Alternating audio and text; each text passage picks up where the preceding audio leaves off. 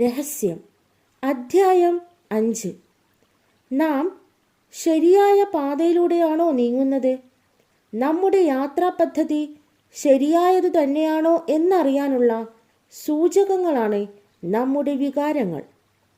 എല്ലാത്തിൻ്റെയും അടിസ്ഥാന കാരണം നമ്മുടെ ചിന്തകൾ തന്നെയാണ് എന്നതാണ് നാം എപ്പോഴും ഓർത്തിരിക്കേണ്ട വസ്തുത. നിങ്ങൾ ഒരു വിഷയത്തെക്കുറിച്ച് ചിന്തിച്ചുകൊണ്ടേയിരിക്കുകയാണെന്നിരിക്കട്ടെ. ഉടൻ തന്നെ ആ ചിന്ത നിങ്ങളുടെ മനസ്സിൽ നിന്ന് ബാഹ്യപ്രപഞ്ചത്തിലേക്ക് വിക്ഷേപണം ചെയ്യപ്പെടുന്നു. ആ ചിന്ത സമാന തരംഗദൈർഘ്യമുള്ള മറ്റുള്ളവയുമായി ഒരു കാന്തിക പ്രഭാവത്താൽ എന്നതുപോലെ സംയോജിക്കപ്പെടുകയും ഞൊടിയിടയിൽ ആ തരംഗദൈർഘ്യത്തിൻ്റെ പരിമാണം നിങ്ങളുടെ വികാരങ്ങളിലൂടെ നിങ്ങളിലേക്ക് തിരിച്ചയക്കപ്പെടുകയും ചെയ്യുന്നു. മറ്റൊരു തരത്തിൽ പറഞ്ഞാൽ, നിങ്ങളുടെ ചിന്തകളുടെ തരംഗദൈർഘ്യത്തെക്കുറിച്ച് അറിയിക്കുന്നതിന് പ്രപഞ്ചവും നിങ്ങളുമായുള്ള ഒരു ആശയ വിനിമയോപാധിയാണ് നിങ്ങളുടെ വികാരങ്ങൾ. നിങ്ങളുടെ ചിന്തയുടെ തരംഗദൈർഘ്യത്തിൻ്റെ സൂചകങ്ങളാണ് നിങ്ങളുടെ വികാരങ്ങൾ. നിങ്ങളുടെ ഉള്ളിൽ നല്ല വികാരങ്ങൾ ഉണ്ടാവുമ്പോൾ നിങ്ങളുടെ മനസ്സിൽ നല്ല ചിന്തകളാണ് എന്ന് പ്രപഞ്ചം നിങ്ങളെ അറിയിക്കുകയാണ്. അതുപോലെ തന്നെ ഇപ്പോൾ നിങ്ങളുടെ ചിന്തകൾ ദുഷ്ചിന്തകളാണ് എന്ന് പ്രപഞ്ചം നിങ്ങൾക്ക് തരുന്ന അറിയിപ്പാണ് നിങ്ങളിലുണ്ടാകുന്ന മോശം വികാരങ്ങൾ. അടുത്ത തവണ നിങ്ങളുടെ ഉള്ളിൽ അസുഖകരമായ തോന്നലുകൾ ഉണ്ടാകുമ്പോൾ, എന്തെങ്കിലും നിഷേധാത്മകമായ വികാരങ്ങൾ ഉണ്ടാകുമ്പോൾ, പ്രപഞ്ചത്തിൽ നിന്ന് നിങ്ങൾക്ക് ലഭിക്കുന്ന സിഗ്നൽ എന്താണെന്ന് ഒന്ന് ശ്രദ്ധിക്കൂ. ആ സമയത്ത് നിങ്ങൾ ഒരു വിപരീത തരംഗദൈർഘ്യത്തിൽ അകപ്പെട്ടിരിക്കുന്നത് മൂലം സ്വന്തം നന്മ നിങ്ങളിലേക്ക് എത്തുന്നതിനെ നിങ്ങൾ തടയുകയാണ്. ഉടൻ തന്നെ നിങ്ങളുടെ ചിന്തകൾക്ക് മാറ്റം വരുത്തുക. എന്തെങ്കിലും നല്ല കാര്യങ്ങളെക്കുറിച്ച് ചിന്തിക്കുക. പതുക്കെ പതുക്കെ നല്ല വികാരങ്ങൾ നിങ്ങളിലേക്ക് വന്നു തുടങ്ങുമ്പോൾ നിങ്ങളുടെ ചിന്തകൾ ഒരു പുതിയ തരംഗദൈർഘ്യത്തിലേക്ക് മാറിയിരിക്കുന്നു എന്ന് നിങ്ങൾക്ക് മനസ്സിലാക്കാനാവും. നിങ്ങളിൽ നല്ല വികാരങ്ങൾ ഉണ്ടാക്കിക്കൊണ്ട് പ്രപഞ്ചം അത് ശരിവെക്കുകയാണ്. നിങ്ങൾ എന്തു ചിന്തിക്കുന്നു എന്നതിനേക്കാൾ മുഖ്യമായി നിങ്ങൾ എന്ത് വികാരം അനുഭവിക്കുന്നുവോ അതാണ് കൃത്യമായും നിങ്ങൾക്ക് തിരിച്ചു കിട്ടുക.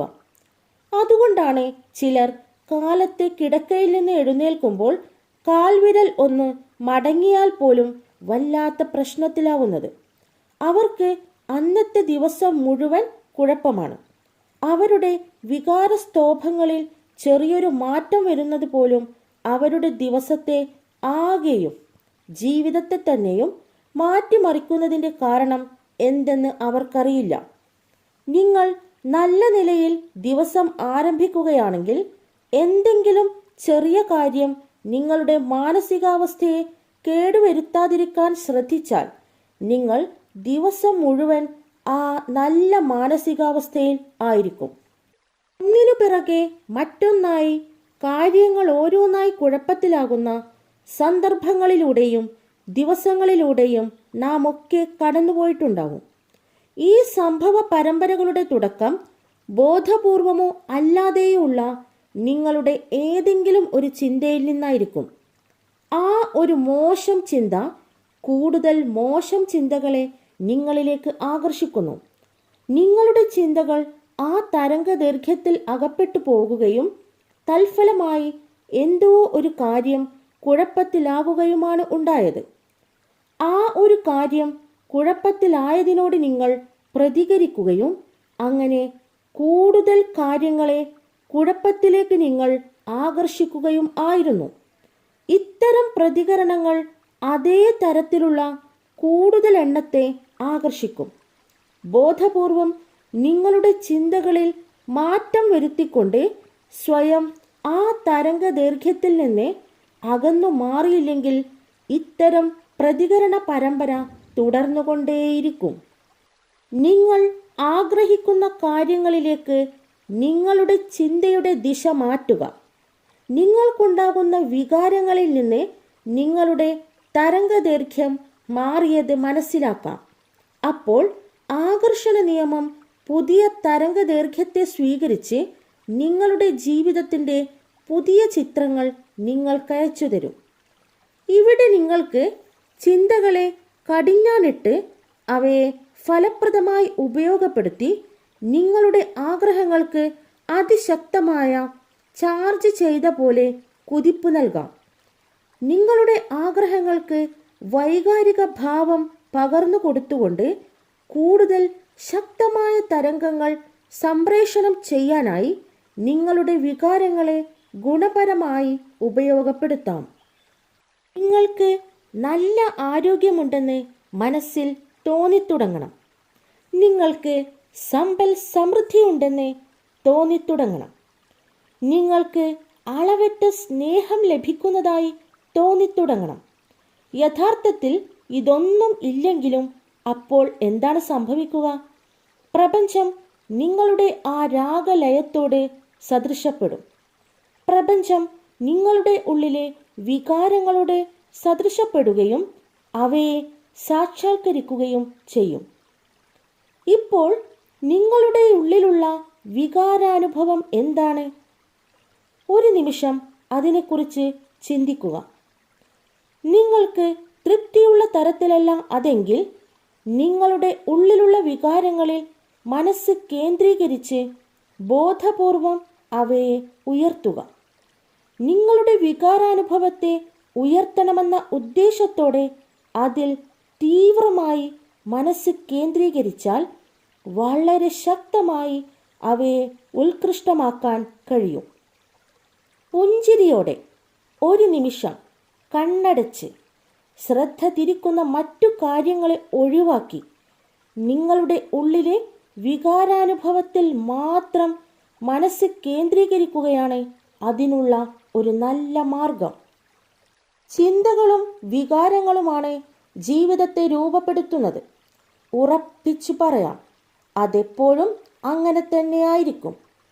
ഗുരുത്വാകർഷണ തത്വം പോലെ തന്നെ ആകർഷണ തത്വവും ഒരിക്കലും പിഴക്കില്ല. ഗുരുത്വാകർഷണ തത്വത്തിന് ഒരു ദിവസം തെറ്റുപറ്റി. പന്നികൾ ആകാശത്തിൽ പറന്നു നടക്കുന്നു എന്ന അവസ്ഥ ഒരിക്കലും നമ്മൾ കാണാറില്ലല്ലോ. അതുപോലെ തന്നെ ആകർഷണ തത്വത്തിനും ഒഴിവാക്കലുകൾ ഇല്ല. എന്തെങ്കിലും നിങ്ങളിലേക്ക് വന്നിട്ടുണ്ടെങ്കിൽ അത് നീണ്ടു നിൽക്കുന്ന ചിന്തകളിലൂടെ നിങ്ങൾ ആകർഷിച്ചെടുത്തതാണ്. ആകർഷണ തത്വം വളരെ കണിശമാണ്. ഉൾക്കൊള്ളാൻ പ്രയാസമാണെങ്കിലും അത് അംഗീകരിച്ചു തുടങ്ങുവാൻ നാം തയ്യാറായാൽ അനന്തരഫലങ്ങൾ വിസ്മയാവഹമായിരിക്കും. ഇതിനർത്ഥം നിങ്ങളുടെ ജീവിതത്തിൽ ഇന്നോളം എന്തെല്ലാം ചിന്തകൾ പ്രവർത്തിച്ചിട്ടുണ്ടോ നിങ്ങളുടെ അവബോധത്തിൻ്റെ ദിശ മാറ്റിക്കൊണ്ട് ആ പ്രവൃത്തികളെ പിൻവലിക്കാൻ കഴിയും. എന്തിനേയും മാറ്റാനുള്ള കഴിവ് നിങ്ങളിലുണ്ട്. കാരണം നിങ്ങളുടെ ചിന്തകളെ നിശ്ചയിക്കുന്നത് നിങ്ങളാണ്. നിങ്ങളുടെ വികാരങ്ങളെ അനുഭവിക്കുന്നത് നിങ്ങളാണ്. നിങ്ങളുടെ പ്രയാണത്തിൽ സ്വന്തം പ്രപഞ്ചത്തെ നിങ്ങൾ തന്നെ സൃഷ്ടിക്കുകയാണ്. Winston Churchill. സുഖാനുഭവം ഉണ്ടാവുക എന്നത് വളരെ പ്രധാനമാണ്. കാരണം ഈ വികാരങ്ങളാണ് നിങ്ങളിൽ നിന്നുള്ള സിഗ്നലുകളായി പ്രപഞ്ചത്തിലേക്ക് അയക്കപ്പെടുന്നതും സമാനമായ അനുഭവങ്ങളെ നിങ്ങളിലേക്ക് കൂടുതൽ കൂടുതൽ ആകർഷിക്കുന്നതും. അതിനാൽ നല്ല വികാരാനുഭവങ്ങൾ കൂടുതൽ അനുഭവിക്കാൻ കഴിഞ്ഞാൽ നിങ്ങൾക്ക് നല്ല അനുഭവം തരുന്ന കാര്യങ്ങൾ ഇനിയും നിങ്ങളിലേക്ക് ആകർഷിക്കപ്പെടും.